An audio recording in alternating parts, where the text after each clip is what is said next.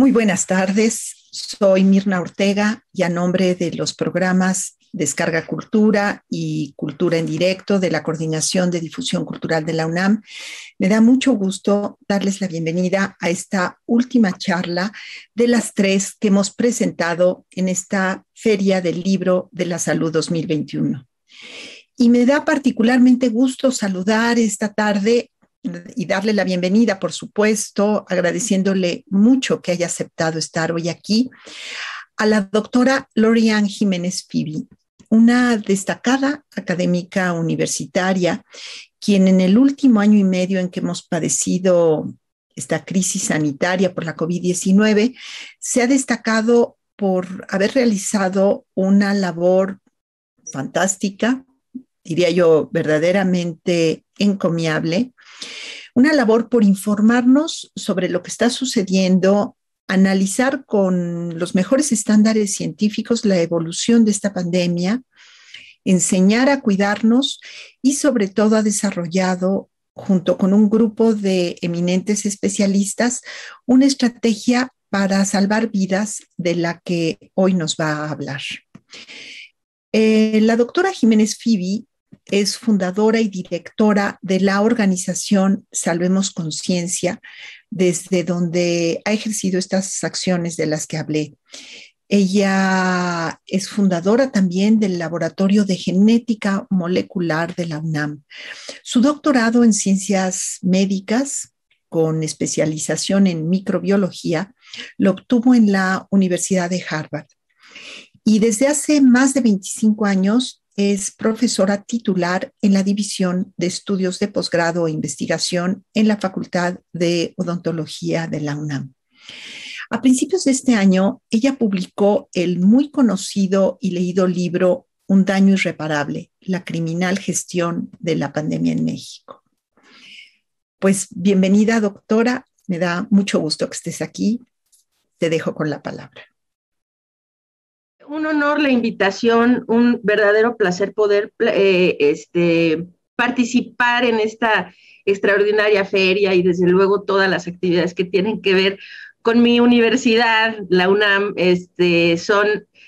para mí es un placer enorme poder participar.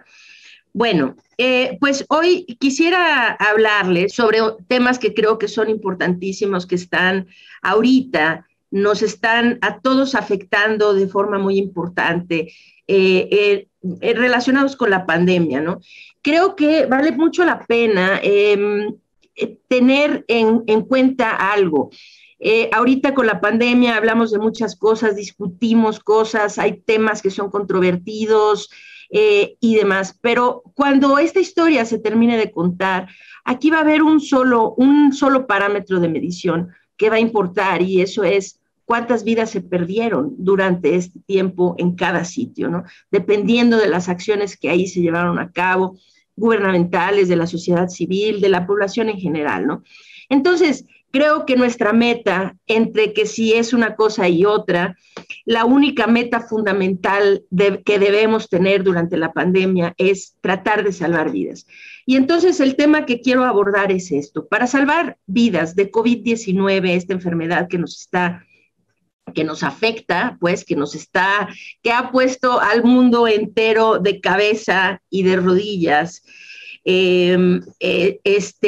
la forma de poder salvar vidas es mediante la prevención y el tratamiento temprano. He dedicado mucho tiempo, muchos meses de la pandemia a tener esta organización, Salvemos Conciencia, en donde hemos tratado de hacer precisamente eso, concientizar de la importancia de salvar vidas a través de la prevención, la autovigilancia, la detección temprana y el tratamiento oportuno de COVID-19.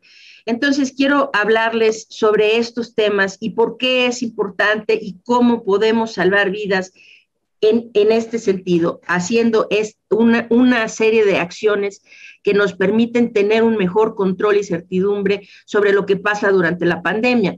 Primero, nada más rápidamente quisiera hablar un poco de cómo está la situación actualmente, y la situación pues es muy grave, ¿no? La pandemia tiene ya varias oleadas que se han dado, varias escaladas que se siguen dando.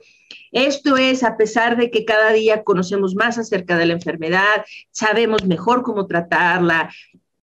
Tenemos ahora la herramienta, una herramienta fundamental que es la vacunación, pero a la vez hay otras cosas que se complican. Se complica que la gente está cansada de la pandemia, el hartazgo, se complica estos grupos de choque que quieren negar que la pandemia ocurre o que son antivacunas o una serie de cosas de esta naturaleza. Y se complica desde luego que como hemos dejado que el virus se siga propagando ahora, tenemos en nuestras manos un virus que es bastante más problemático que el virus que tuvimos al principio, ¿no? El virus que salió de Wuhan, que fue esto, ¿no? Aquellas escenas muy dramáticas, yo las recuerdo, para mí fue como una epifanía ver lo que estaba pasando en China, ¿no? Ahora parece que ya ni siquiera se nota en esta gráfica después de tanta enfermedad y muerte que se ha dado. Al día de hoy, o bueno, las estadísticas de esta mañana, teníamos, en el mundo se habían registrado más de 209 millones de casos de COVID-19 y se estaba registrando oficialmente alrededor del mundo cerca de 4.4 millones de defunciones. Ambas cifras sabemos que están muy subestimadas. La cifra de defunciones más acertada que considera excesos de mortalidad alrededor del mundo nos habla hoy de alrededor de 12 a 15 millones de personas en la realidad que han fallecido a causa de esta enfermedad. Entonces, lo que tenemos ahora es una pandemia que continúa siendo muy activa. Creo que en sitios como nuestro país, en algunos países europeos, en Estados Unidos, una narrativa que se ha manejado desde el principio ha sido muy nociva, que es tratar de ponerle caducidad a la pandemia, tratar de decir que esto tiene un tiempo definido, finito, ¿no? Que cuando llegue el verano, cuando termine el invierno, cuando pase esta ola, es decir, pero este problema no es un incendio que se va a extinguir solo, este es un incendio que necesitamos extinguir. Y en lugar de mejorar la situación, lo que parece que estamos haciendo es complicarla cada vez más. Lo cierto es que la pandemia sigue muy activa, no tiene señas de terminar pronto. Esa es la realidad, incluso con la vacunación. Entonces, nosotros tenemos que empoderarnos a través del conocimiento científico, a través de las evidencias que se generan todos los días a ritmo muy acelerado en el mundo para saber de qué herramientas podemos abrevar para contribuir a disminuir la propagación del virus, a disminuir la enfermedad, el sufrimiento y, desde luego, más importante que todo, la muerte. Entonces, esto fue lo que pasó en Europa en la primavera del año pasado. Coincide esto con nuestro primer repunte, que fue en el verano del año pasado. Esto también estaba muy activo, Estados Unidos, Europa continuaba, Europa estaba disminuyendo. De hecho, fue un periodo que Europa controló muy bien la pandemia en el verano del año pasado. Pero se daban entonces casos en Latinoamérica, en Estados Unidos, en la India, en Turquía, etcétera, ¿no? Y después vino lo que fue el repunte más generalizado, que fue a finales del año pasado, principios de en donde prácticamente en todo el mundo se dio un repunte bastante grave. Finalmente después esto disminuyó. En este punto se puede considerar que la pandemia llegó a un segundo capítulo. De este punto para atrás, estábamos con un virus, con una problemática, con una forma de solucionarla, y a partir de aquí las reglas del juego han cambiado. Han cambiado porque ahora tenemos factores que hacen contrapeso. La vacunación, por una parte, que es un factor muy benéfico, el mejor manejo de la enfermedad actualmente, la mejor comprensión de lo que está ocurriendo y de cómo se puede controlar, etcétera. Y por otra parte, el peso de la propagación predominante a nivel mundial ahora, de variantes que son mucho más complicadas. Entonces, el siguiente repunte, si ven, cada uno ha sido más grande que el anterior, y este estuvo mediado principalmente por esta crisis tan grave que se tuvo en Brasil y en la India, después también en el resto de América del Sur. Esto otra vez disminuye y ahora estamos en otro repunte, en donde en este momento lo que tenemos es esto: América del Sur está en franco descenso, por lo menos en este momento, estuvieron aumentando varias olas en el verano pasado, a finales y principios de año, y después este repunte más reciente que tuvieron, que fue realmente muy dramático para la mayoría de los países en Sudamérica. Ahora tienen una disminución sostenida desde hace ya varios meses. Pero en contrapeso a esto, Asia se sigue tambaleando. Hay algunos países que tienen repuntes muy importantes, otros que están controlando. Y entonces, entre una cosa y otra, en Asia es un continente que sigue teniendo mucha volatilidad, es decir, que todavía hay países que están en repuntes francos graves, otros que ya controlan y otros que están realmente en un estado de mucho control. Entonces, Asia está ahorita en esa disyuntiva. África recientemente tuvo un repunte, ahora parece que se estabilizó, pero no ha disminuido. Y Oceanía por primera vez tuvo un repunte realmente serio, ¿no? O sea, más grave, que hay que decirlo, no es un repunte que se vio en los países principales como Australia y Nueva Zelanda, sino que esto es un repunte, si lo pueden creer, en el continente entero, está reflejado por lo que pasó en un país que es Fiji. Entonces, ahí Nueva Zelanda y Australia también han tenido sus altibajos, pero en general es una región que ha controlado muy bien la pandemia. Ahora, Europa, después de tantos problemas que se han tenido, vino la vacunación, parecían haber disminuido muy importantemente y otra vez están repuntan, algunos controlan, otros no tanto. Es decir, estamos en un periodo de gran incertidumbre y de mucha volatilidad. ¿Por qué?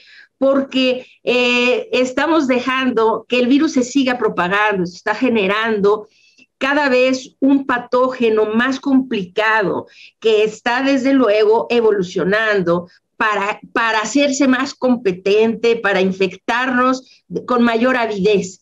Entonces, ahora tenemos un patógeno que es tan contagioso, más contagioso, pues, que la varicela, por ejemplo, ¿no? Y esto no lo teníamos inicialmente. Entonces, eso, y ahora están teniendo parcialmente evasión de la inmunidad, entonces, de la inmunidad tanto generada por haber padecido la enfermedad previamente, como por la que generan algunas de las vacunas. Entonces, cuidado, la región en el mundo que ahorita tiene la peor situación es Norteamérica. Esto está reflejado principalmente por un aumento muy significativo en casos en Estados Unidos y en México. Aquí estamos considerando México como parte de Norteamérica, ¿no? Es en donde estamos en la peor situación actualmente. Y de esa región, y aquí poniendo Canadá, Estados Unidos y México, que formamos parte de que entran en esa curva que aquí en el sitio de Our World in Data representa Norteamérica. En este momento México tiene la peor, es el sitio en donde se tiene el mayor número de muertes por millón de habitantes, es decir, excediendo ya por bastante las muertes que se están dando y que sí se están dando lamentablemente también en Estados Unidos. En Canadá no, es decir, Canadá tiene un pequeño repunte que no se ha visto todavía reflejado en las defunciones, solamente en los casos. Pero Reino Unido tiene repuntes en defunciones, también Francia, y Alemania está en la misma situación que Canadá, que tienen repuntes en los contagios, pero realmente mantienen las defunciones en muy bajo nivel. En fin, la situación de nosotros es realmente muy delicada en este momento, es muy, muy delicada. Se está muriendo demasiada gente, estamos por llegar, el día de ayer ya se estaban reportando más de 800 defunciones en 24 horas, toda la semana pasada se tuvo un promedio de defunciones de arriba de 500 diarias, ¿no? Que íbamos y seguimos en ascenso. Hoy por lo menos 6 estados de la República Mexicana ya presentan un mayor número de defunciones en este momento diarias que lo que vieron en los 2 picos anteriores, es decir, en el verano y también a fin de año. Y para allá van varios estados, ¿no? Entonces, estamos en una situación muy delicada y los contagios siguen al alza.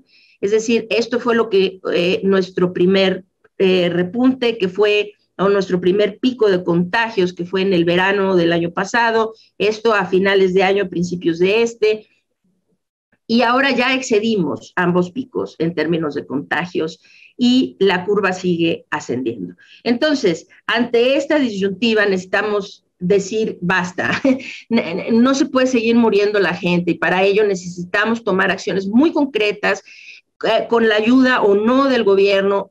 Nosotros como población, como sociedad civil, como simples seres humanos necesitamos entender el problema en el que estamos metidos y cuáles son las herramientas de las que podemos abrevar para mejorar nuestra situación y salvar vidas. Entonces, para controlar la pandemia, todo tiene que estar fundamentado en una estrategia de contención epidemiológica, que si bien la puede y la debe y debería de estar haciendo el gobierno, nosotros también como ciudadanos podemos contribuir mucho a tener una buena estrategia de contención. Pero cuidado, lo que no debemos es creer en cuestiones que son falsas, como por ejemplo que ya pronto se va a acabar, que después de este repunte ya no vamos a tener otros, es decir, después de este podríamos tener un cuarto, ya se está viendo en otras partes del mundo. Necesitamos saber que incluso teniendo muchas camas de hospital, no se salvan muchas vidas mientras no podamos prevenir los contagios y atender a los enfermos de forma temprana. Confiar en que tenemos muchos ventiladores, unidades de terapia intensiva, muchas camas de hospital y pensar que eso va a salvar muchas vidas es uno de los más grandes errores que se cometen en diferentes partes del mundo con relación a la pandemia. ¿Por qué? Porque no se salvan muchas vidas a nivel hospitalario, se salvan vidas a nivel preventivo. Entonces, esta estrategia de contención tiene que considerar lo siguiente: prevención de la transmisión, ese es el primer punto. Necesitamos prevenir la transmisión del virus. Esto es crucial por muchas razones. Hay que detener el proceso en lo más alto de la cascada y el primer punto, ¿verdad? Imaginen que esto es una cascada que va desde el contagio hasta la muerte. Entre más arriba en la cascada detengamos el proceso, esto es más efectivo para salvar vidas.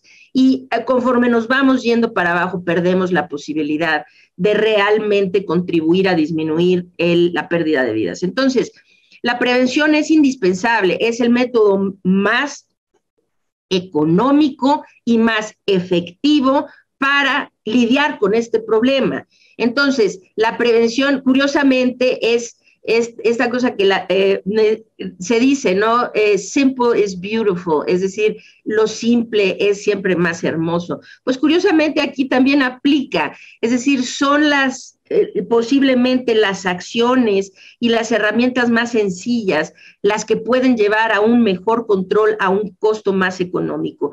Entonces, el uso correcto, constante de cubrebocas de buena calidad es absolutamente indispensable para prevenir la transmisión de esta enfermedad. La ventilación de los espacios.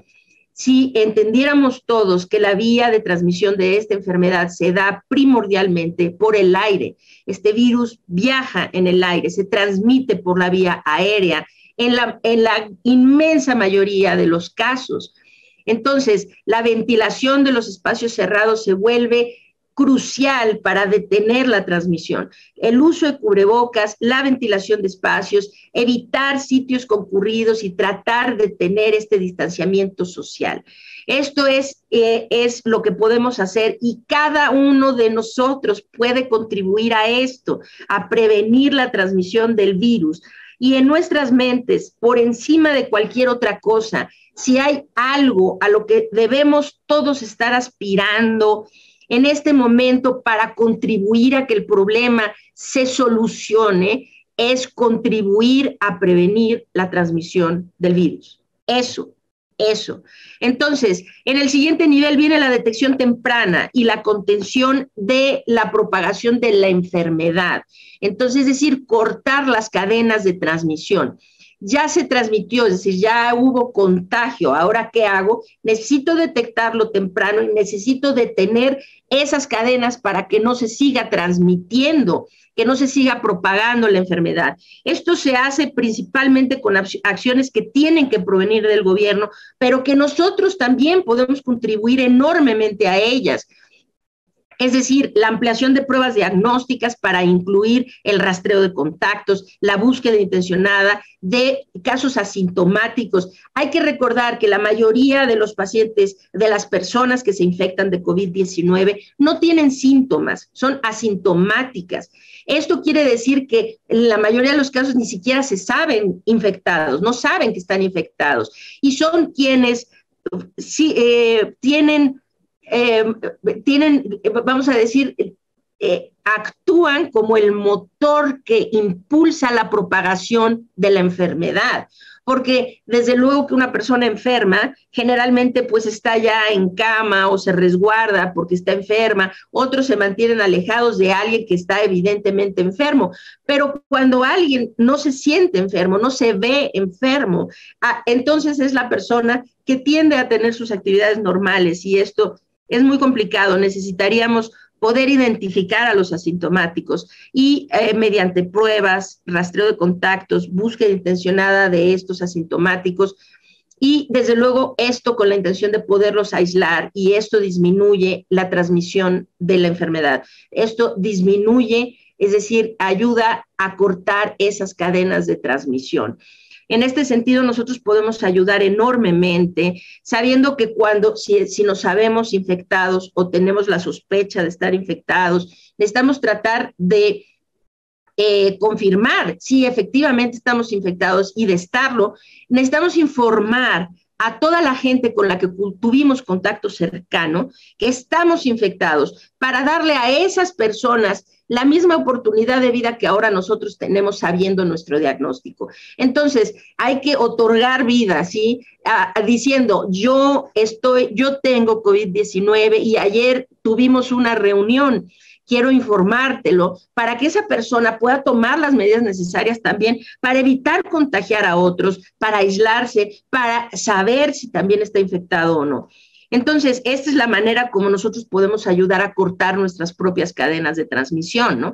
Entonces, esto y aislarnos, desde luego, siempre que estemos infectados. Podemos contribuir también a la situación de la movilidad. Esta parte de la detección temprana y la contención de las cadenas de transmisión, la movilidad es muy importante, desde luego, pero no me refiero a los confinamientos masivos. Los confinamientos masivos no son una estrategia de salud pública, son una medida de ultra emergencia ante la catástrofe, ¿no? Cuando ya nada más, o sea, la gente se está muriendo y no hay otra cosa ya que pueda impedir la muerte inminente de miles de vidas, entonces vienen los confinamientos masivos. Pero realmente, después de haber hecho un confinamiento masivo, no tendríamos que volver más nunca a hacer confinamientos masivos si es que se adoptaran las medidas necesarias para mantener bajos los contagios en las comunidades, ¿no?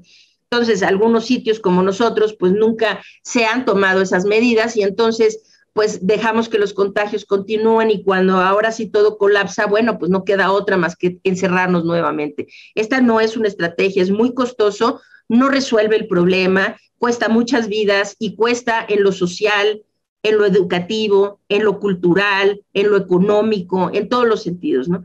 Entonces, hablo de movilidad, de tratar si uno puede quedarse en casa, quedarse, si uno puede hacer oficina en casa, hay que hacerlo, etcétera, ¿no? Tratar de no ir o acudir a sitios en donde de antemano sabemos que haya aglomeración o mucha gente y demás. Y desde luego que tendría que haber vigilancia de la migración en las fronteras, demás, como hacen muchos países, y esto ha sido una medida exitosa para detener o por lo menos disminuir el riesgo, el ritmo en el que nuevas variantes o el virus mismo ha entrado a territorio nacional, ¿no?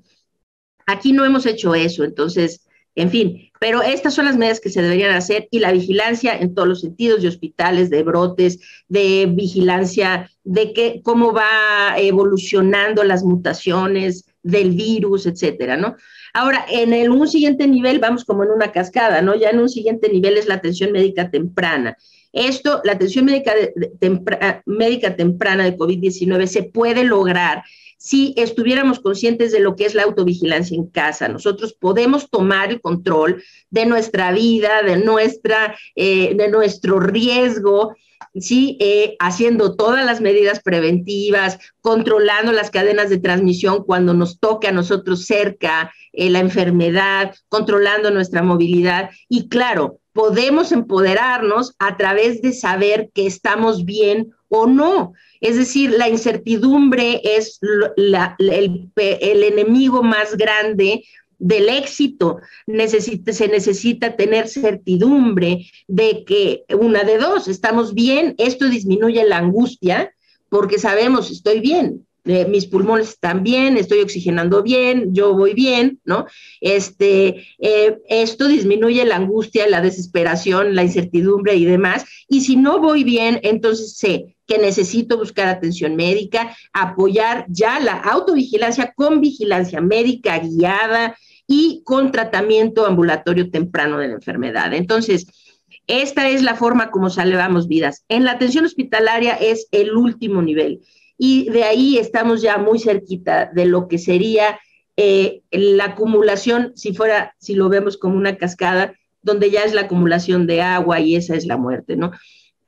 La atención hospitalaria, desde luego, cada vez el tratamiento hospitalario de COVID-19 ha ido mejorando, pero no es una enfermedad que jamás, por lo pronto, mientras no se tenga un tratamiento específico contra el virus, un antiviral o algo que trate realmente la etiología de la enfermedad, el patógeno mismo, la atención hospitalaria nunca va a ser un mecanismo para salvar muchas vidas de COVID-19. Es una última esperanza, una última herramienta que ofrece pocas esperanzas de vida.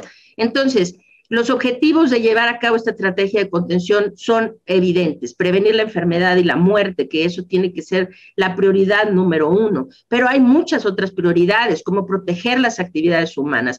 Ahorita en la pandemia no podemos decir que solamente es una crisis sanitaria, ahora es una crisis educativa también. Los rezagos educativos que tiene nuestro país porque han estado cerradas las escuelas durante 1 año y medio son realmente atroces. No vamos a lidiar con las consecuencias de estos problemas durante décadas hacia adelante.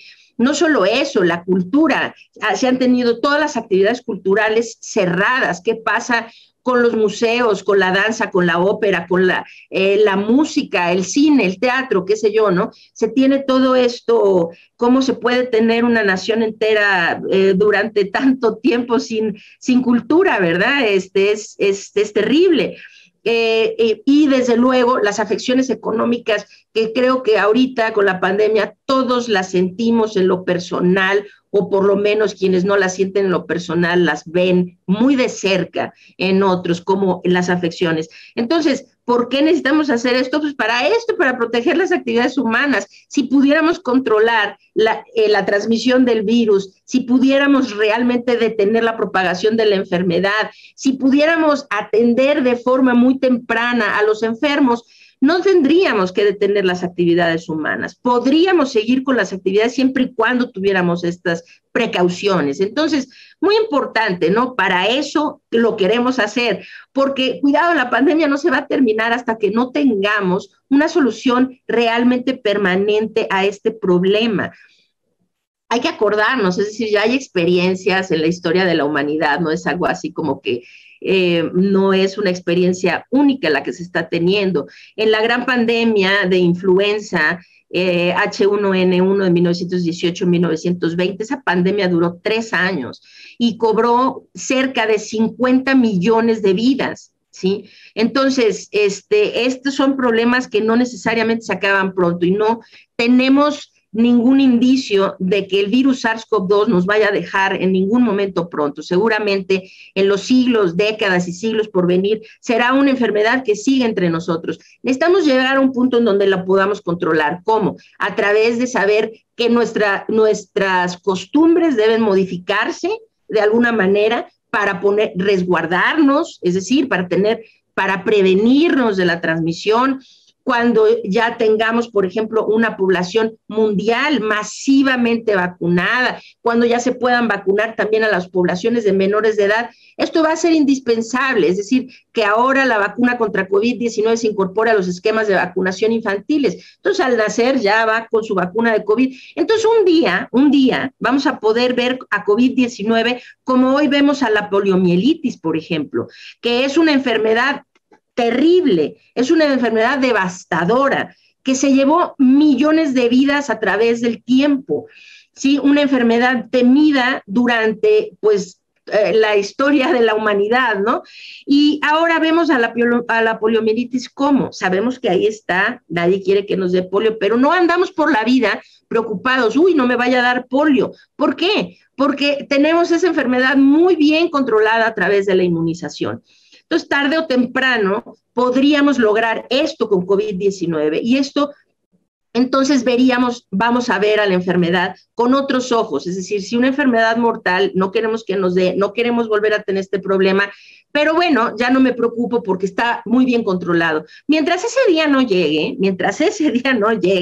tenemos que cambiar nuestras costumbres, nuestras rutinas diarias, para que incorporar la prevención, la detección temprana, entonces, a nuestras rutinas de todos los días, porque no podemos normalizar el caos, la catástrofe y la muerte, y no podemos normalizar el estar cerrando las actividades humanas cada vez que se empiezan a morir miles de personas diarias, ¿no?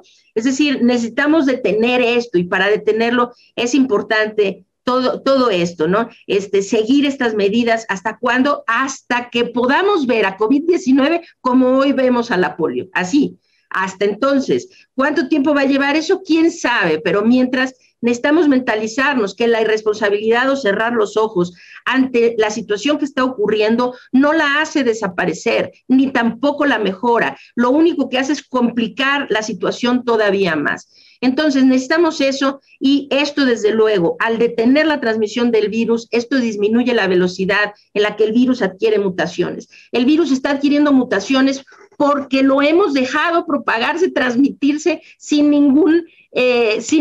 límites. Le hemos dado a la humanidad entera para que se siga propagando sin problema. Y mientras discutimos problemas, asuntos completamente nimios, ¿no? Discutimos tonterías como, bueno, no, es que dicen que si me pongo cubrebocas me voy a asfixiar. Es decir, no tiene ningún sentido, ni base en la evidencia, ni base en la ciencia. Hay que ponerse un cubrebocas para detener esta enfermedad. Empezamos a discutir cosas de si esto es real o no, o si me pongo una vacuna, se me pega una cuchara. Tonterías, ¿me explico? Y nos estamos quedándonos en esas discusiones, y o si queremos volver a los antros o a los gimnasios o a las actividades, es que para eso necesitamos detener la propagación del virus, y entonces podemos hacer todo lo demás. Necesitamos disminuir la velocidad de las mutaciones, porque ya hemos visto algo que en la humanidad nunca se había dado antes, que es, hemos visto ante nuestros ojos a un patógeno evolucionar en tiempo real. Nunca lo habíamos visto, una situación así antes. Este patógeno no está mutando, digamos, no son ya mutaciones aleatorias las que el virus SARS-CoV-2 está teniendo, sino que está teniendo una secuencia evolutiva en donde se está volviendo más competente cada vez que hace cambios. Entonces, cuidado, necesitamos detener o prevenir que nos venga un virus mucho más complicado, que ahora sí vamos a decir que evada la inmunidad por completo de las vacunas, y entonces vamos a estar otra vez en ceros, ¿no? Necesitamos impedir que esto ocurra. Entonces, para esto necesitamos entender que hay una oportunidad y un costo para el control de la pandemia, y son pirámides inversamente proporcionales, es decir, exactamente inversas. Las ventanas de oportunidad se abren entre más arriba en la cascada abordemos el problema, queriendo decir que tenemos una oportunidad inmensa, una ventana de oportunidad inmensa para controlar el problema si abordamos el problema a nivel de la prevención de la transmisión, ¿sí? Se cierra la ventana si lo abordamos en el siguiente nivel, se cierra un poco, aunque todavía tenemos alguna ventana relativamente grande de oportunidad. Se cierra todavía más si lo pretendemos agarrar al nivel de atención médica temprana, y se vuelve pues una ventanita que ya no nos que ya no nos proporciona realmente una oportunidad de control si lo abordamos a nivel de atención hospitalaria. Pero el costo es exactamente a la inversa, es decir, que entre más arriba en la cascada abordemos el problema, el costo es menor. Siempre será menos costoso invertir en buenos cubrebocas, en ventiladores comunes y corrientes, en abrir una ventana, en abrir una puerta. Estas son medidas muy simples y poco costosas que tienen una altísima efectividad, ¿sí? Entonces, a nivel prevención tenemos la mayor ventana de oportunidad abierta para controlar el problema al menor costo. Y entre más abajo vayamos, las ventanas de oportunidad se van cerrando al tiempo que se vuelve más costoso llegar a controlar el problema, hasta que a nivel de atención hospitalaria el costo es privativo y la oportunidad es minúscula. Entonces, hay que considerar esto, porque siempre será más barato invertir en cubrebocas de buena calidad que hacer millones de pruebas diagnósticas de PCR, por ejemplo, y tener una estrategia para rastrear contactos y toda esa logística. Es decir, ¿se puede? Sí se puede, nada más que es mucho más costoso, ¿verdad? Y nos disminuye la ventana de oportunidad. Entonces, en ese sentido, la suma de las medidas de prevención contra COVID-19 son centrales, es central al problema y es decir, necesitamos entender que ninguna medida por sí sola protege al 100% del contagio. El riesgo se reduce sumando medidas de prevención. Es decir, el riesgo cero contra COVID-19 no existe. Nunca vamos a estar en riesgo cero, pero podemos estar muy cerca del riesgo cero entre más medidas de protección sumemos. Queriendo decir, en esta ilustración lo que tratamos de hacer aquí es poner las medidas que son menos efectivas, las que son más efectivas, ¿sí? Se vuelven más efectivas a medida que nos vamos hacia la derecha. Quiere decir que más efectivo es la vacunación, le sigue el uso de cubrebocas, un poquito menos efectivo preferir lugares abiertos, evitar sitios concurridos, ventilar y filtrar espacios cerrados, reducir los tiempos de exposición, mantener la distancia segura, toser, es decir, esta etiqueta, ¿no? de toser y estornudar en el ángulo del codo, el guardar silencio en los espacios públicos, mantener una burbuja del hogar quienes puedan hacerlo, lavarse las manos, evitar tocar la nariz, los ojos y la boca y limpiar superficies, siendo esta la menos efectiva. Pero a ver, aquí el mensaje tiene que ser esto: si yo solamente me lavo las manos, ¿no? ¿Qué tanto estoy previniendo? Pues poquísimo, poquísimo. Es decir, si solo me lavo las manos, las posibilidades de infectarme son extraordinariamente altas.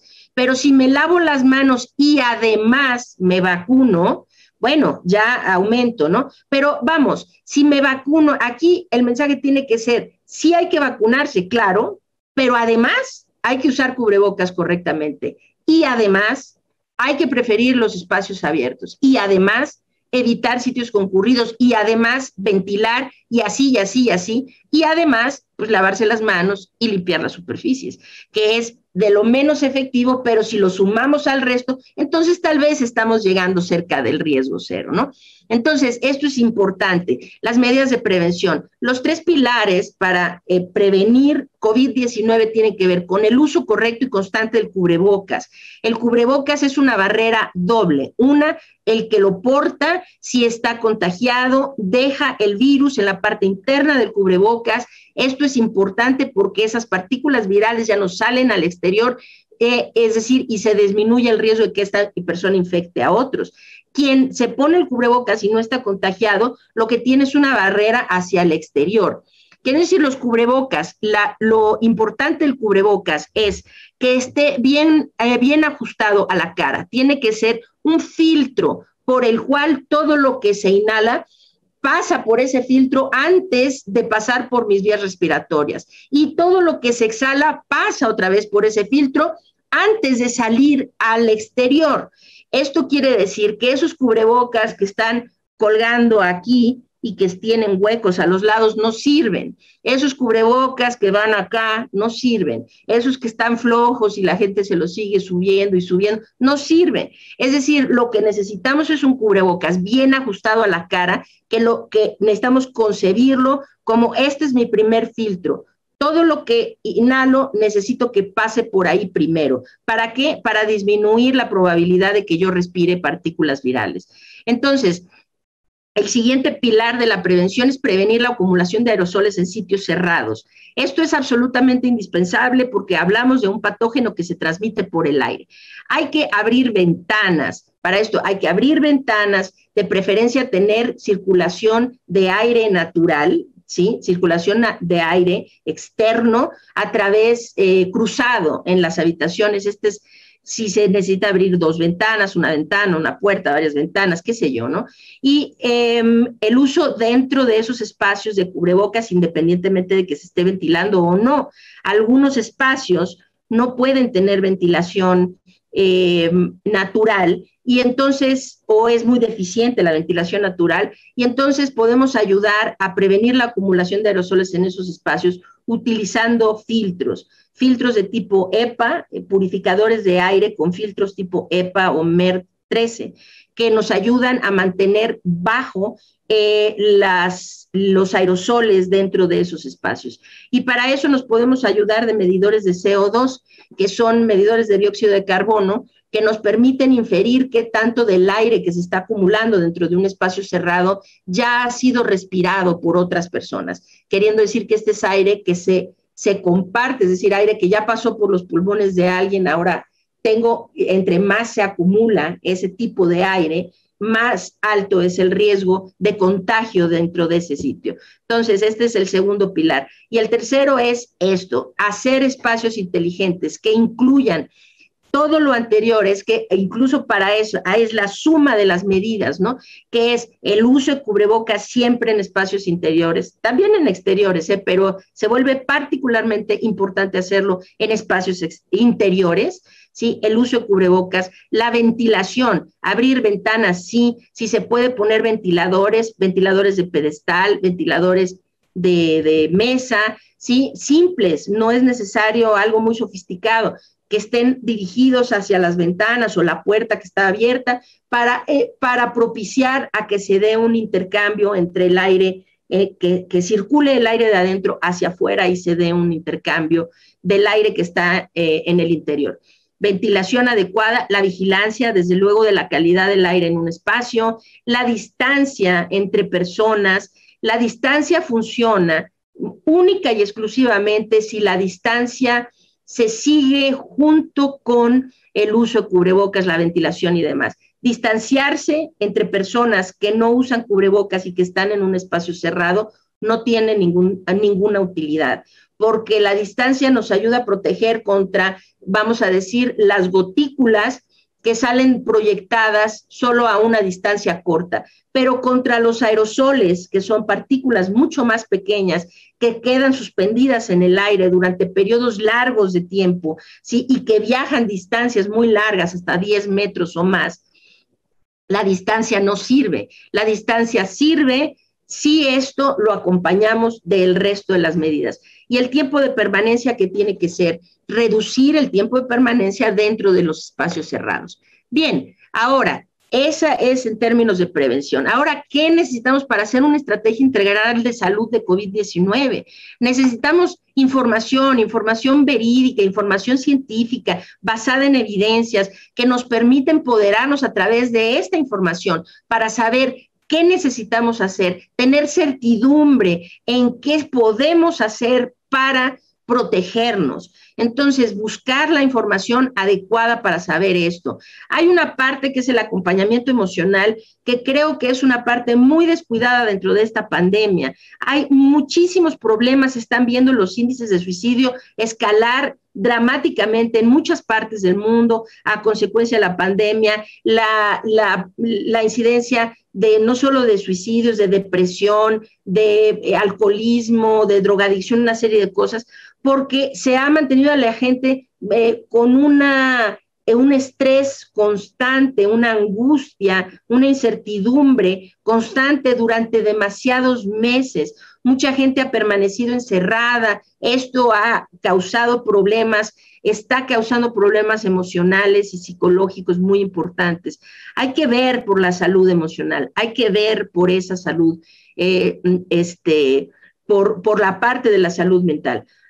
Muy importante. Desde luego la atención médica temprana, que es indispensable para salvar vidas, y para lograr una atención médica temprana necesitamos utilizar las herramientas que nos permitan saber que necesitamos atención, ¿ok? Y la herramienta más importante es la autovigilancia en casa. Si hacemos la intersección de todo esto, podemos lograr salud COVID-19. Esto es después de la parte de prevención, que es lo más importante, pero con el riesgo que seguimos teniendo siempre de poder estar infectados, necesitamos incorporar el siguiente nivel para salvar vidas, la prevención y la atención temprana. Entonces, ¿por qué? Quiero nada más explicar de forma sencilla. COVID-19 no es solo una enfermedad respiratoria, no es solo una enfermedad pulmonar, es un síndrome microvascular tromboinflamatorio, queriendo decir que no afecta solo al pulmón, afecta a muchos órganos del cuerpo y tiene menos que ver con una infección propia respiratoria o pulmonar, tiene más que ver con una afección generalizada en la microvasculatura, que lleva a la inflamación y a la formación de microcoágulos. Entonces, ¿cómo ocurre esto? El virus reconoce en la célula que infecta al receptor a través de que es el ACE2, el receptor ACE2. En muchas líneas celulares del ser humano se tienen estos receptores. El virus tiene esta que es la proteína de espiga, y a través de la proteína de espiga reconoce pues a la célula que infecta. Ahora, una vez que el virus ingresa a la célula, ocurren varias cosas. Uno, el virus por sí solo, es decir, la cantidad de virus que está flotando, activan al complemento y al sistema, a la respuesta inmune, la respuesta innata, la respuesta inmunológica innata, ¿no? Esto, junto con el virus que entra a la célula, dentro de la célula, secuestra la maquinaria de expresión genética de la célula a la que invade, y entonces se replica, secuestra a la célula para que esa célula replique al virus. Esto desde luego causa daño inmediato, o sea, daño celular directo a esa célula infectada. Esto sí, y además genera muchos más virus circulantes. Entonces, son dos cosas. Uno, esas células dañadas ahora tienen liberación de lo que entendemos como componentes proinflamatorios, es decir, son antígenos que ahora incitan a la inflamación. Esto, junto con la activación del complemento y el sistema inmunológico innato, tienen el mismo efecto. El efecto es activación y reclutamiento de diferentes leucocitos. Esto con producción masiva de citocinas proinflamatorias como la interleucina 1, el factor de necrosis tumoral, la interleucina 6, 8, el interferón gamma, y etcétera, ¿no? Entonces, finalmente estas citocinas lo que hacen es producir inflamación, producir daño en las células endoteliales, que son las células que recubren la parte interior de los vasos sanguíneos. Esto lleva a inflamación sistémica, a lo que termina siendo una cascada de citocinas, que es lo que lleva a morir a mucha gente que tiene COVID-19, pero también lleva a la activación de la coagulación. Entonces, lo que ocurre finalmente es que en la microvasculatura se forman microcoágulos, pequeños trombos, que van y se alojan en diferentes regiones. Por eso es que muchas personas que tienen secuelas de COVID tienen secuelas, por ejemplo, cognitivas, porque han tenido microtrombos durante la infección, o tienen problemas cardíacos también, o renales, o hepáticos, o de muchos tipos diferentes, ¿no? Que se dan así, ¿no? Es decir, hay después de COVID o durante la enfermedad, hay síntomas y afecciones importantes neurológicas, renales, hepáticas, gastrointestinales, dermatológicas, endócrinas, cardíacas, etcétera, tromboembólicas. ¿Por qué? Por esta situación. Entonces, el pulmón es particularmente sensible a este tipo de daño. Por eso es que lo vemos reflejado más en el pulmón, pero sabemos que está ocurriendo en otras partes del cuerpo también. Entonces, ¿qué es lo que ocurre? Lo que ocurre es esto, un fenómeno importante que se ha venido a describir como hipoxia silenciosa o hipoxia feliz.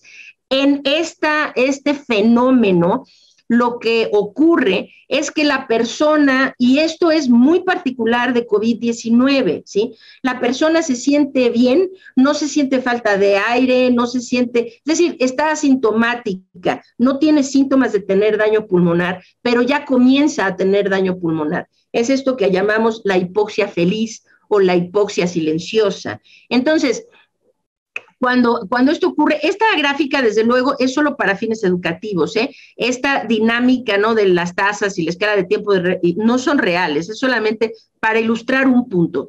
Lo que están viendo aquí en verde es el tejido pulmonar sano, lo que ven en rojo es, vamos a decir, el tejido pulmonar, la propagación del virus, ¿no? O el tejido pulmonar que ya tiene algún daño, ¿no? Entonces, esto es qué porcentaje del pulmón está dañado. Entonces, se han escuchado de casos de una persona que se sentía perfectamente bien hoy y mañana dice, ya le falta el aire, lo interna y le dice, no, oiga, pero tiene el 90% del pulmón afectado, ¿no? ¿Por qué no vinieron antes? No venimos antes porque no se sentía mal. Y la razón es porque esa persona ya tenía una afección pulmonar, pero que no la había detectado. Es decir, estaba en un estado de hipoxia silenciosa, ¿sí? Entonces, es importantísimo detectar este daño pulmonar temprano. Detectar ese daño pulmonar temprano puede salvar miles de vidas. ¿Por qué? Detecto que se está dando un daño pulmonar temprano, que no lo siento, no lo veo, no me siento mal, pero está ocurriendo y hay una forma de detectarlo, y eso es a través de la autovigilancia en casa.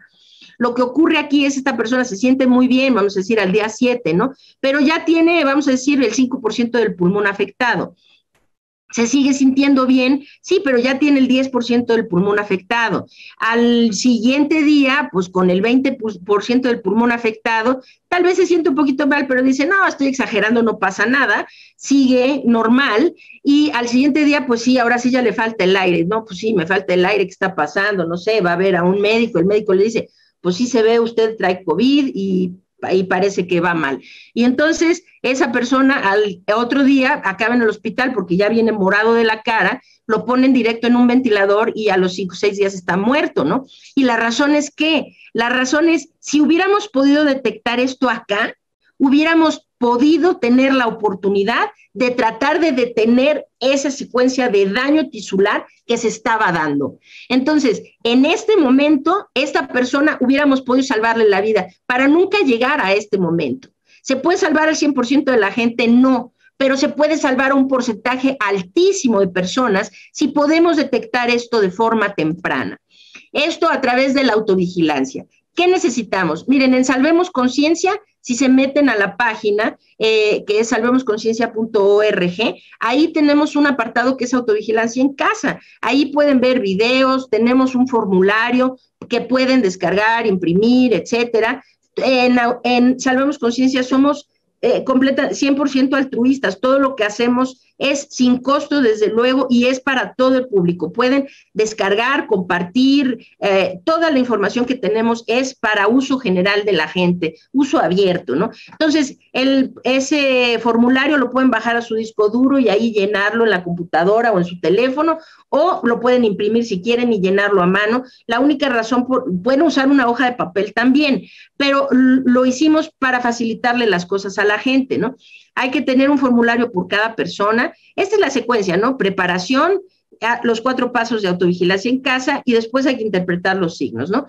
La secuencia de autovigilancia nos puede llevar 5 minutos máximo en un día. 5 minutos que pueden salvar, 5 minutos al día que pueden salvar nuestras vidas durante la pandemia.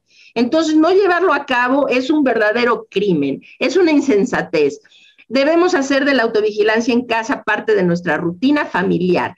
Toda la familia puede hacérsela y decir, ok, durante el desayuno todos hacemos y registramos. estamos bien, esto les da certidumbre. Si todos están bien, dicen que bueno, ¿no? Estamos bien. Si alguien llega a enfermarse inadvertidamente, nadie les avisa que tuvieron un contacto de riesgo y una persona en la familia se empieza a complicar, es mucho mejor detectar esto cuando comienza a tener algún daño que esperar a que tenga síntomas ya muy evidentes de la enfermedad y quizá el daño pulmonar ya sea muy extenso para poder revertirlo o para que esa persona pueda salir de la enfermedad sin demasiadas secuelas, ¿no? Entonces, se necesita entonces un formulario, un pedazo de papel, un oxímetro y un termómetro. Con un solo oxímetro y un solo termómetro tienen para toda la gente que vive en una casa, ¿no? No es uno por persona, sino para toda la familia uno.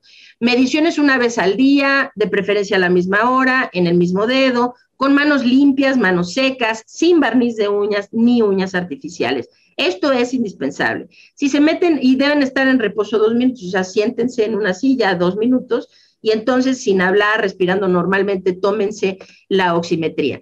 En el siguiente paso es registrarlo. Este es nuestro formulario. Tenemos columnas nada más para que pongan su nombre, una serie de cosas, su peso, su edad, qué sé yo, y entonces pongan la fecha, la hora que tomaron la medición, la oximetría, el pulso, la temperatura y su estado general, ¿no? Cómo se sienten en general.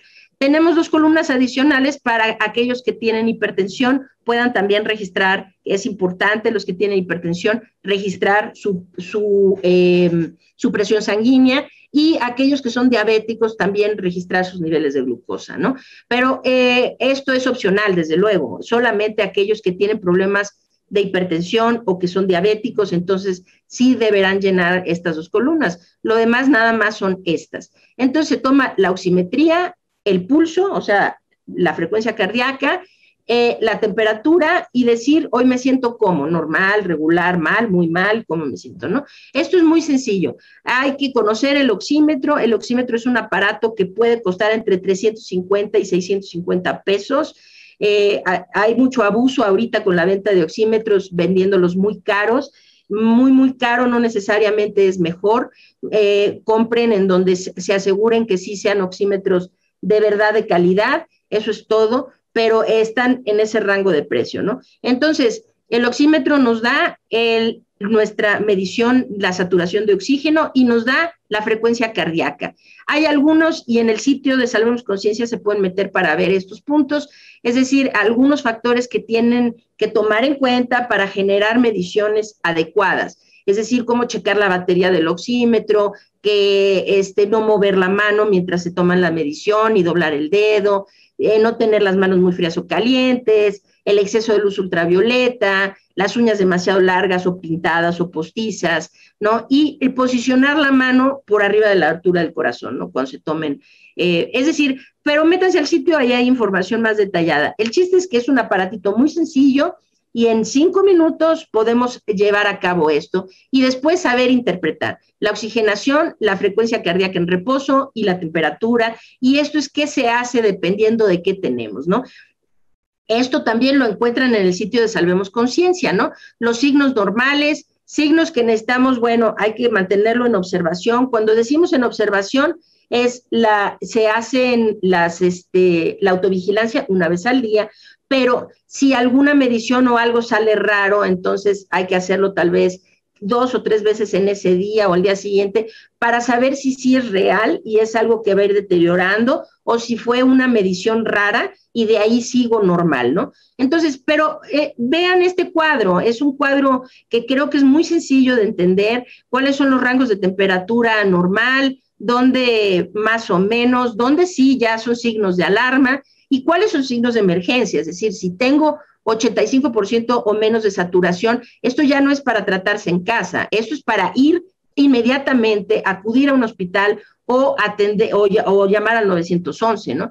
Entonces, aquí pueden ver esta tabla, interpretar sus signos y saber, en la mayoría de los casos todo el mundo va a estar todo el tiempo entre estas dos, ¿no? Y cuando algo salga medio raro aquí, al día siguiente o 2 días vuelven al verde, y entonces pueden tener la certeza que todo está saliendo bien, que todo marcha bien en su familia, ¿no? Entonces, esa es la parte de autovigilancia. Ahora, ya para tratar de cerrar los conceptos, ¿no?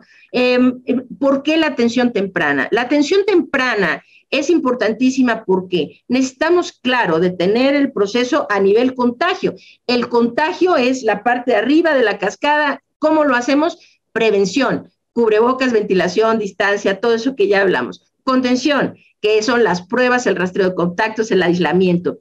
Pero ¿qué pasa? Esa es la parte que nosotros hacemos. Esta es la parte gubernamental. Como en nuestro país no se hace contención, siempre vamos a seguir teniendo contagios. Por muy bien que hagamos la parte de prevención, vamos a seguir teniendo contagios. Ojalá que sean pocos, que podamos hacer que sean muy pocos, pero vamos a seguir teniendo contagios. Por ello necesitamos saber, esa gente que sí se contagia, ¿qué hacemos para salvar su vida? Para disminuir, por lo menos para disminuir su riesgo de muerte. Entonces, con COVID-19 hay que saber esto, que el 40% de las personas que padecen la enfermedad son asintomáticas, es decir, padecen enfermedad sin ninguna sintomatología desde que se infectan hasta que pierden el virus, hasta que su sistema inmunológico se deshace del virus, ¿ok? 40%. Del 40 al 45% son personas que tienen periodos de presintomáticos, se les llama. Es decir, es alguien que hoy no tiene síntomas, pero en unos días los va a desarrollar. Y generalmente son síntomas de leves a moderados. Solo entre el 15 y el 20% de las personas que padecen COVID-19 llegan a tener la enfermedad de forma severa. Entonces, los asintomáticos y los que tienen la enfermedad leve a moderada pueden atenderse de forma ambulatoria, en casa, de forma muy segura en casa, pero solamente si hacemos la vigilancia y el acompañamiento adecuado e instituimos el tratamiento oportuno cuando algo vaya mal. Entonces, a través de la atención ambulatoria, con la vigilancia y acompañamiento, con el tratamiento oportuno, lo que tenemos es a un porcentaje enorme de recuperados. Y cuando digo recuperados, hablo de recuperados reales. Es decir, gente que se recupera de COVID y que queda sin secuelas, ¿ok? Esa es nuestra meta. Que la primera meta es que nadie se contagie, ¿no? La segunda es que quienes sí se contagian podamos verlos de esta manera, recuperados. Ahora, cuando la enfermedad, si esto no se hace y se deja que la enfermedad progrese, algunas personas llegan directo a enfermedad severa porque tienen predisposiciones genéticas, porque tienen comorbilidades, porque tienen una serie de cosas y no podemos prevenirlo en el 100% de los casos, pero sí en un porcentaje altísimo. Entonces, algunos que no se atienden adecuadamente llegan a tener la enfermedad severa. Toda la gente que padece COVID severo debería de estar en un hospital, sin duda. Nada más que la hospitalización y de un porcentaje muy importante de personas que terminan con COVID severo y que fueron hospitalizadas, después, si sobreviven, tienen secuelas que van desde secuelas molestas hasta debilitantes e incluso incapacitantes. Y estas secuelas se están viendo en todos los rangos de edad, incluso los niños pequeños con secuelas importantes que en algunos casos podrían durar para el resto de sus vidas. Entonces, necesitamos se va a terminar y el problema emocional y psicológico se va a terminar convirtiendo en una pandemia después de la pandemia. Entonces, necesitamos reducir esto. Y claro, un porcentaje muy alto de gente hospitalizada se muere. Para dar un dato horrible, que es horrible, pero es real, esto es en México, a las cifras de hoy en la mañana. En los hospitales públicos, el 45.2% de todas las personas que se hospitalizan se mueren. 45.2, quiere decir que casi 1 de cada 2 se muere, ¿ok? Entonces, y si van a ventilación mecánica, o aquellos que fueron intubados, los que van a ventilación mecánica, en el sector público, el 89.8% fallece. Entonces, en los hospitales privados, esto disminuye, ¿sí? La muerte, la letalidad intrahospitalaria, pero de cualquier manera es alta. En todas las hospitalizaciones por COVID-19 en hospitales privados, más o menos el 21% de la gente que ingresa por la enfermedad se muere, todos, ¿no? Y la gente que va a ventilación mecánica, aproximadamente el 59%, ¿no? Entonces, pues no es alentador. Necesitamos entonces tratar, uno, acá, la prevención, dos, la atención temprana. ¿Para qué? Para poder atender al mayor número de personas aquí en atención ambulatoria adecuadamente y tratar de detener el mayor número de casos que podamos de irse a la enfermedad severa. Entonces, en Salvemos Conciencia diseñamos un protocolo de atención temprana de COVID-19 que llamamos VTOE, que es Vigilancia y Tratamiento Oportuno Escalonado, en donde vemos a los pacientes, o estábamos viendo pacientes, ahora no estamos más viendo pacientes por cuestiones de que no tenemos los recursos económicos para seguirlo haciendo. Pero la intervención, el protocolo es un protocolo que tiene un altísimo índice de éxito, con no sé, después de miles de pacientes aplicando este protocolo. Tal vez las últimas estadísticas que tuvimos el año pasado eran de alrededor del 1.8% de letalidad, ¿no? Que es bajísimo en comparación a cualquier otra cosa, ¿no? La intervención básica, todos los pacientes van a intervención básica y acompañamiento emocional. La básica incluye, no es farmacológica, no todos los pacientes con COVID-19 necesitan farmacología, necesitan medicamentos. Esto es un error muy grave que se está cometiendo. Le dicen a una persona, tienes COVID-19, y le ponen una receta, una prescripción de 15 medicamentos, de los cuales 14 no sirven absolutamente para nada, ¿no? Esto es muy nocivo. Está recetando antibióticos, antiparasitarios, una serie de cosas de que no se necesita con una infección viral. Entonces, lo que se necesita es aislamiento domiciliario, una buena vigilancia permanente. Aquellos que ya tienen COVID-19, la autovigilancia tiene que hacerse cada 6 a 8 horas para tener la certeza de que todo sigue marchando bien, tener una dieta adecuada, rica en proteínas, con una muy buena hidratación y una suplementación vitamínica que se hace solamente con vitamina D3, ¿no? Entonces, eso y el acompañamiento emocional de la persona. Muy pocas personas requieren finalmente en casa intervención, y cuando requieren intervención, la intervención está basada en 4 pilares terapéuticos, que es, primero y más importante que todo lo que se pueda hacer, es control de la oxigenación. Hay que mantener a la persona siempre oxigenando por arriba de 90, con o sin ayuda de oxígeno domiciliario. Si dejamos que una persona esté saturando por debajo de 90 durante varios días, comienza a tener un deterioro sistémico y orgánico que después es muy difícil revertir. Entonces, cada minuto que una persona oxigena por debajo de 90 es un daño que se le está provocando a nivel sistémico y orgánico. Lo más importante es mantener la oxigenación por arriba del 90%, si se puede, de preferencia por arriba de 92%. Entonces, eso, control de la inflamación, de la coagulación y de las comorbilidades. Todo esto, si hay intervención que incluya algunos fármacos, que incluya la prescripción de oxígeno domiciliario y demás, y el control más estricto de las comorbilidades como la hipertensión y la diabetes, ¿verdad? Requieren de un médico. Esto no se puede hacer autoprescribido, ¿no? O sea, necesita haber intervención de un médico. Entonces, eso, y con esto se salvan miles de vidas y se ahorran muchísimas hospitalizaciones y dolores de cabeza y demás. Entonces, para terminar, el control de la pandemia entonces es la estrategia de contención epidemiológica, sí. Ahora tenemos factor adicional que es la vacunación. Esto es muy bueno y necesitamos apreciarlo, valorarlo y asegurarnos de que no lo vamos a perder.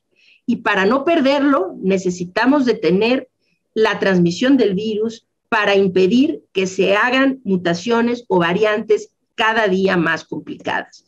La velocidad de la vacunación es importante, necesitamos tener esquemas completos de vacunación. Lo único que quiero decir en este sentido es lo siguiente. Hoy tenemos un microorganismo que está causando COVID-19 que es notablemente diferente al que tuvimos el año pasado. Sí, el virus cuando salió de Wuhan, una persona infectada se estimaba que en promedio infectaba a 2 más. Ese virus cuando ya se fue a Europa, en Europa la primera oleada de la primavera del año pasado, el virus ahora, la estimación era que cada infectado en promedio infectaba a 3 personas más. La variante alfa, que fue la que se descubrió primero en el Reino Unido, subió este cálculo a entre 4 y 5 personas, pero hoy con la variante Delta este cálculo puede llegar hasta 8 personas, queriendo decir que tenemos un virus que es más contagioso de lo que fue la viruela y es más contagioso que la varicela, ¿no? Entonces hablamos de un microorganismo notablemente diferente y es un microorganismo que ahora está evadiendo la inmunidad tanto de la gente, no en el 100% de los casos, pero en un gran porcentaje de los casos, de la gente que tuvo COVID previo y que no ha sido vacunado, y de aquellas personas que han sido vacunadas con esquemas parciales de vacunación. Es decir, que una sola dosis de vacuna contra la variante Delta no sirve para proteger. La protección inmunológica viene con los esquemas completos de vacunación y entendiendo que la vacuna también tiene limitaciones. Las vacunas no son, vamos a decir, el remedio mágico inmediato al problema que estamos viviendo. Las vacunas están protegiéndonos de forma extraordinaria de padecer la enfermedad de forma grave, de hospitalizarnos y de morir, sí, pero no en todos los casos están previniendo la transmisión, queriendo decir que solo vacunar no es suficiente. Necesitamos sí vacunar y además necesitamos detener la transmisión del virus, porque la vacunación, mientras que no haya una población mundial masivamente vacunada, la vacunación no va a ser suficiente para detener la transmisión del virus.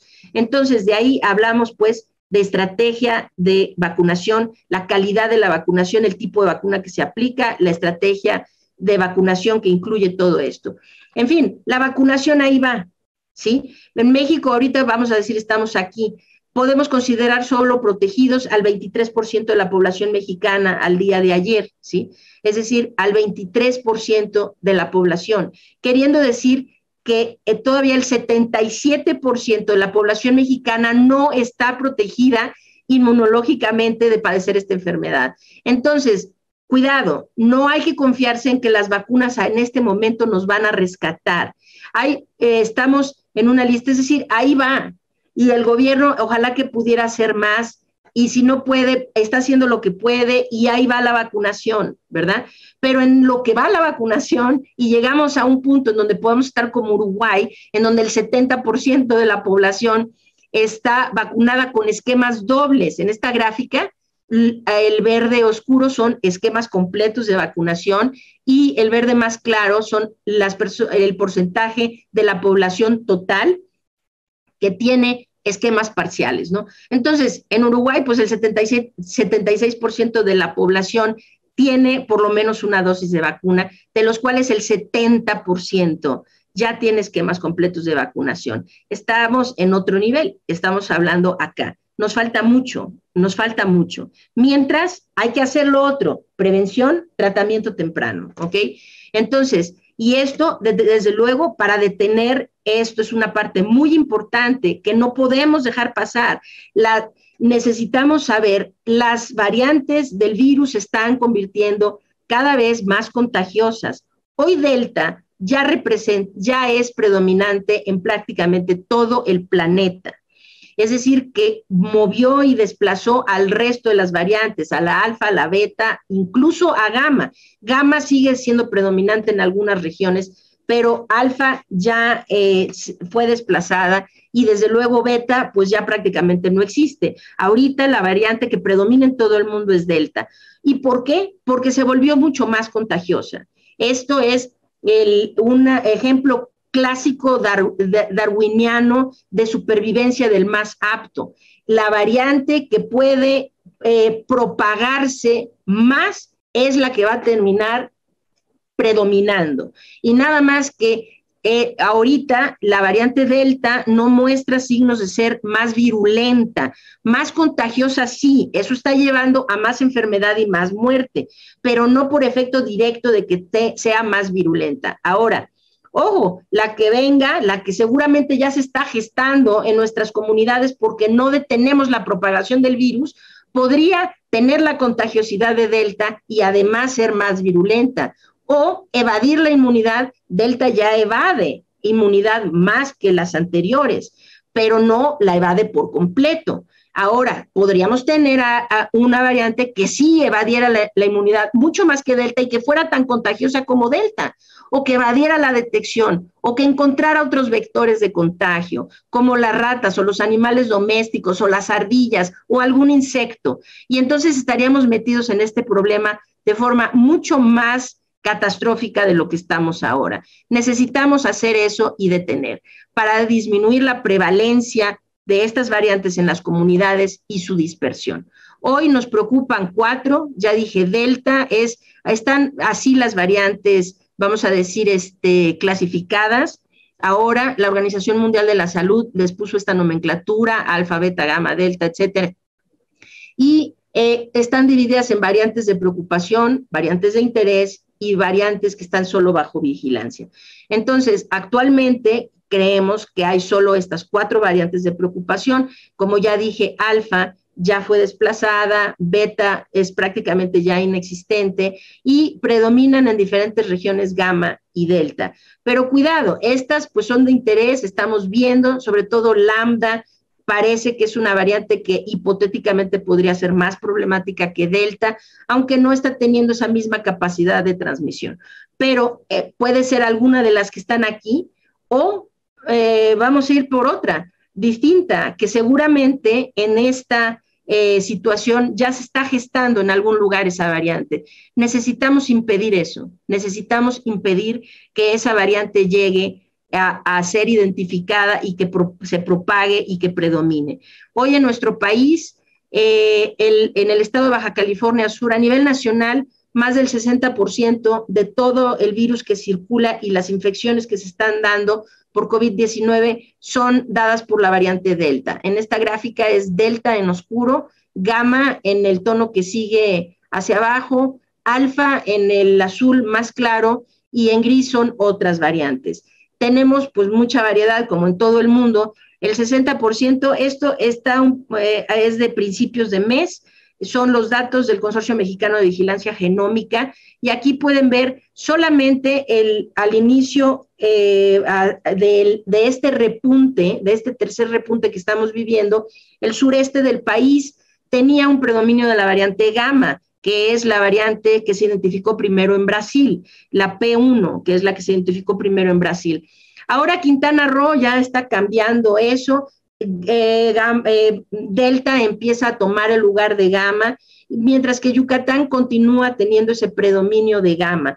Pero en todo el país ya se movió del centro al noroeste del país, por ejemplo, en Baja California Sur, el 93% de lo que circula es Delta, en la Ciudad de México, el Estado de México, en Sinaloa, en Chihuahua, en Morelos, es decir, en todos estos estados ya está muy por arriba de la media nacional la dispersión de la variante Delta. Entonces, a ver, finalmente, para terminar, lo que necesitamos es asegurarnos de llevar a cabo las acciones necesarias para impedir eso, que se dé una catástrofe con una variante peor. Necesitamos garantizar nuestras actividades humanas. Y para hacer todo esto, y necesitamos desde luego, lo más importante de todos es salvar vidas, disminuir la enfermedad, el sufrimiento y la pérdida de vidas. Eso es, podemos acostumbrarnos a muchas cosas. Podemos acostumbrarnos a usar un cubrebocas, a tener que ventilar las áreas, a no hacer reuniones grandes. Podemos acostumbrarnos a todo, o sea, lo único que no podemos es normalizar la muerte. En nuestro país se sigue muriendo demasiada gente todos los días y no podemos llegar al punto en el que digamos, en el que seamos indiferentes a esa pérdida de vidas. necesitamos hacer lo propio e informarnos, empoderarnos para saber qué tenemos que hacer. Y para salvar vidas en este momento se hace a través de la prevención, la autovigilancia, la detección temprana de la enfermedad y el tratamiento oportuno. En fin, con eso concluyo. Agradezco muchísimo su paciencia, una presentación larga. Agradezco mucho, espero que la información haya sido de utilidad. Un verdadero placer, un honor estar aquí en mi alma mater, mi universidad, participando en esta maravillosa Feria del Libro. A todos, gracias por su atención. Muy buenas tardes.